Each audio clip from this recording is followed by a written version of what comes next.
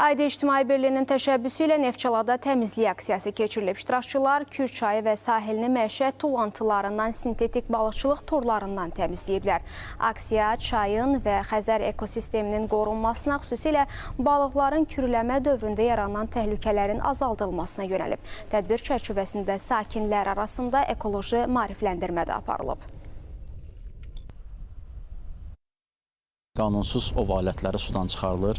Bir daha balıqçılarımıza bildirmək istəyirik ki, bu kimi ov alətlərin qurulmasından çəkinsinlər. Əks halda müvafiq olaraq Azərbaycan Respublikası İnzibati Xətalar Məcəlləsi, həmçinin Azərbaycan Respublikası Cinayət Məcəlləsinə uyğun olaraq məsuliyyət daşıyırlar. Bu tədbirlərin mütəmadi olaraq keçirilməsi tərəfimizdən planlaşdırılır.